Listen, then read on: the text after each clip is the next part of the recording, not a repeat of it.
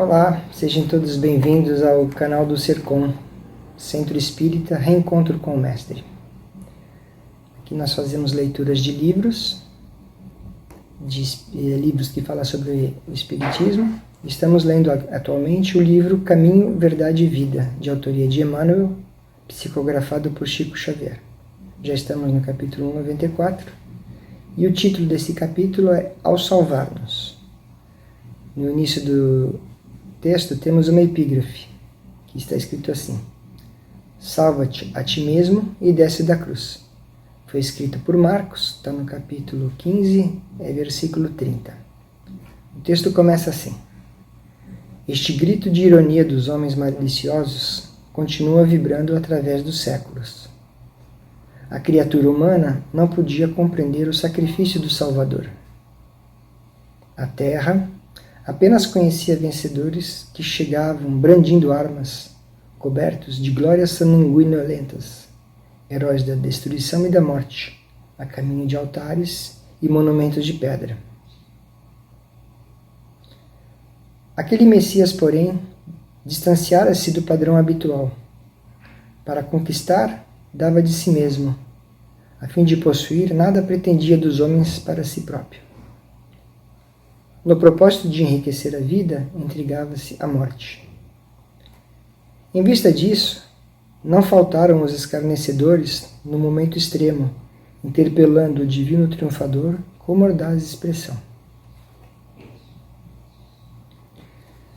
Neste testemunho ensinou-nos o Mestre que, ao nos salvarmos no campo da maldade e da ignorância, ouviremos o grito da malícia geral nas mesmas circunstâncias. Se nos demorarmos, colados à ilusão do destaque, se somos trabalhadores exclusivamente interessados em nosso engrandecimento temporário na esfera carnal, com o esquecimento das necessidades alheias, há sempre muita gente que nos considera privilegiados e vitoriosos.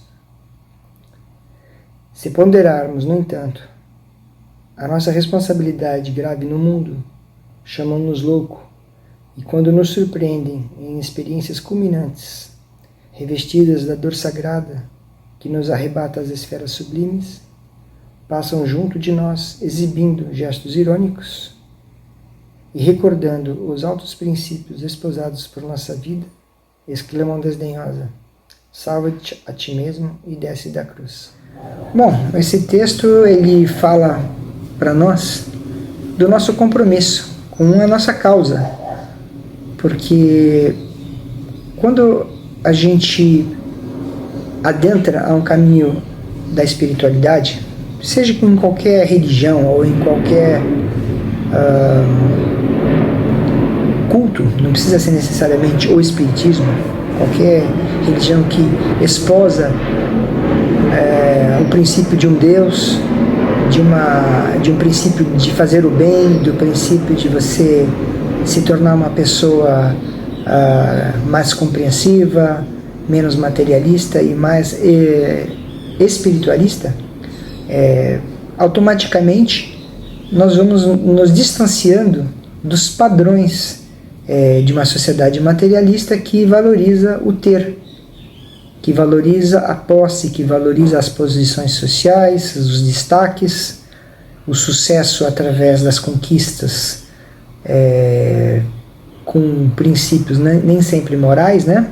Enriquecimento através de investimentos, às vezes que não são corretos, e até uma supervalorização do sucesso pessoal, como destaca as mídias hoje, os programas de televisão, onde você tem que se tornar um mito, né, em poucos minutos, né? E se nós nos distanciamos disso e falando que nada disso nos interessa, que nós não estamos mais interessados num crescimento espiritual, primeiro que ninguém vai entender o que quer dizer um crescimento espiritual, porque é uma frase que você tem que cultivar dentro de você mesmo, né? O porquê que você está nesse processo. Então, todo o processo espiritual começa no conhecimento de si mesmo, que permite você de fazer o seu alicerce, que é aquela base que Jesus fala que é onde você constrói a sua casa, né? e que as tempestades e as ironias não vão mexer nas tuas bases. Então você começa sempre por aí. Para no dia da prova, né? Então no dia que você será provado, você terá onde se sustentar. Esse salva-te a ti mesmo e desce da cruz me faz pensar também em algumas frases que Jesus falava para os seus discípulos. Uma delas é: aquele que quiser me seguir, esquece a ti mesmo e carrega a sua cruz. Então, assim, não quer dizer que a gente tem que deixar de fazer as coisas que a gente está fazendo de uma maneira irresponsável, porque aqui na Terra cada um tem os seus compromissos, as suas missões, né? Tem pessoas que têm que carregar fardos muito pesados, né? Muita responsabilidade, tem pessoas que estão em cargos decisórios ou de responsabilidade que envolve a vida de milhares de pessoas. Então a pessoa não pode falar simplesmente: eu vou agora abandonar tudo e vou seguir Jesus. Não, você continua fazendo tudo o que você faz e segue Jesus. Só que você segue com princípios éticos e morais elevados, né?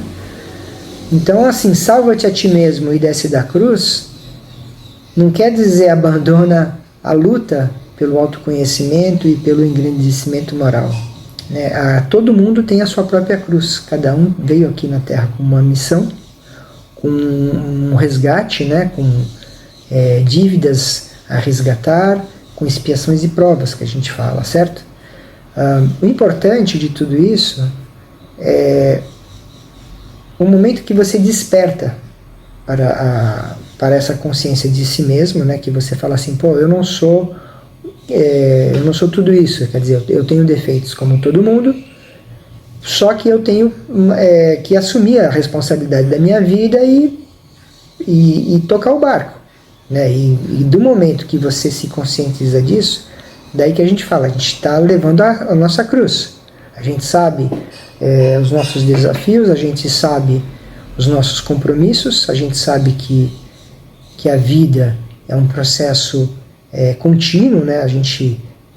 Nós espíritas acreditamos na reencarnação como um processo evolutivo, e isso nos torna pessoas assim que a gente sabe que tudo que a gente vai fazer hoje tem um princípio, tem um propósito, né? Então, assim, Jesus, ele sabia que aquele momento dele ali na cruz era crucial para a humanidade. Então ele não estava fazendo aquilo por si, ele estava fazendo aquilo para nós. Ele estava se doando para a humanidade, porque ele sabia que através desse gesto de doação, esse gesto de sacrifício, de exemplo, ele poderia, digamos assim, sublimar tudo aquilo que foi dito, tudo aquilo que foi exemplificado, né? Porque ele exemplificou, ele não deixou nada escrito, quem escreveu foram os discípulos, mas de uma forma final ali, muito dramática, mas que estava totalmente coerente com tudo que ele ensinou. Ele poderia, ele teria poder pelo seu poder magnético, de desfazer tudo aquilo, de não passar por aquilo, mas Jesus ele já veio para esse planeta, ele já veio sabendo da sua missão, já existiam as profecias, quer dizer, ele sabia que no final ele ia acabar morrendo e que tudo isso ia acontecer. Talvez ele não sabia, não, acho que ele sabia, né, porque ele era um médium pleno, né? Mas enfim, acho que o importante não é a gente discutir os detalhes. O importante é a essência do que nós estamos falando aqui, que esse salvar-se a ti mesmo, ele só tem um princípio, que é você se salvar da ignorância, do egoísmo, da maldade, né? De você não se deixar levar pela falácia dos falsos profetas, né? Porque esse salva-te a ti mesmo e desce da cruz é uma frase típica de um falso profeta, de uma pessoa que está te propondo um caminho fácil, a porta fácil, né, que a gente fala. Não, vem aqui na nossa religião, não é assim, é diferente. Aqui, sei lá, você faz assim e você já vai ascender a a uma esfera, né? No Espiritismo, da forma como a gente compreende, não existem pulos, assim, você tem que ir conquistando aos poucos os estágios, né, de compreensão de si mesmo, e através do trabalho, digamos, pode ser um trabalho benevolente, pode ser um trabalho educativo, pode ser um trabalho de dedicação à tua família, qualquer trabalho que você faça que não é só você que está se beneficiando disso, que outras pessoas também estão se beneficiando. Você vai colhendo frutos, certo? Então, assim, resumidamente, eu acho que esse salva-te a ti mesmo e desce da cruz é um alerta que a gente tem para a gente não se deixar levar por falácias, para a gente não se deixar levar pelas modas, para a gente não se deixar levar pelos falsos profetas, e para que nós possamos carregar a nossa cruz conscientes da responsabilidade e de que isso é o grande aprendizado. Fazendo um paralelo, não existe crescimento esportivo sem esforço e sem sofrimento. O esportista, para ele atingir uma meta, ele faz um planejamento, fala assim, daqui a 1 ano eu quero correr uma maratona. Então ele começa com pequenos passos, né? Ele dá o primeiro passo e vai cada dia aumentando gradualmente o seu treinamento até a época que ele consegue correr 40 quilômetros. Só que você não vai conseguir correr 40 quilômetros em um dia. E no Espiritismo você também não vai conseguir amar o mundo em um dia. Você vai ter que começar a amar a si mesmo, depois você vai amar as pessoas que estão em volta de ti, da tua família, depois você vai amar as pessoas que estão em volta da tua família, que são os seus amigos, os seus inimigos, porque vamos ter que amar os inimigos. Vamos amar a humanidade porque vamos ter a consciência de que a humanidade é uma grande família. Então, a gente começa a agir como uma grande família. Então, você não vai querer fazer o mal para o teu irmão, seja ele judeu, seja ele de qualquer outra religião, eu falei judeu por causa dessa guerra que está tendo agora entre Palestina e Israel, né? Mas são mais de 40 guerras que tem no mundo simultaneamente. Então a gente falta muito amor no mundo, e é isso que Jesus nos ensinou. Bom, eu não vou agora começar a fazer uma outra palestra sobre o amor, né? Vamos ficar aqui então, vamos agradecer a Deus, agradecer a Jesus, agradecer a Emmanuel e a Chico Xavier por todas essas magníficas lições que nós podemos ter dos seus livros. Pedimos a Deus que nos proteja essa semana, que nos fortaleça, que nos abençoe a todos. Assim seja. Pessoal, muito obrigado da audiência de vocês. A gente sempre pede no final da palestra. Se vocês gostaram, dá o like. Se vocês quiserem continuar a seguir o nosso canal, se inscreva.